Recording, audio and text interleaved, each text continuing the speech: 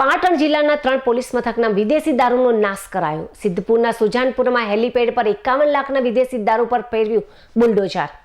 પાટણ જિલ્લાના ચાણસ્મા હારીજ સમી અને પાટણ બી ડિવિઝનમાં પકડાયેલા વિદેશી દારૂના જથ્થાનો કરાયો નાશ।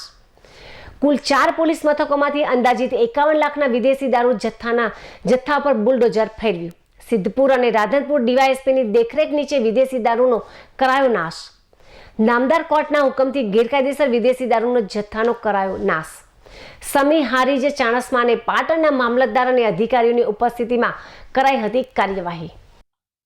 આજરોજ પાટણ જિલ્લા ખાતે સિદ્ધપુર ડિવિઝનના B division police station Patan શહેર અને રાધનપુર ડિવિઝનના ચાણસ્મા હારીજ અને સમી પોલીસ સ્ટેશન ખાતે છેલ્લા થોડા સમયમાં પકડાયેલ ગેરકાયદેસર વિદેશી દારૂનો નામદાર કોર્ટમાંથી નાશ કરવાનો ઓર્ડર મેળવી અને સિદ્ધપુરનું આ જે ખાનગી હેલીપેડ આવેલ છે આ જગ્યા ઉપર લાવી અને આ 4 પોલીસ સ્ટેશનનો જે પરપ્રાંતીય વિદેશી દારૂ છે એનો નાશ કરવાની કાર્યવાહી મહેરબાન પોલીસ અધિક્ષક શ્રી પાટણ વી.કે. નાઈ સાહેબના સૂચના મુજબ કરવામાં આવેલ છે।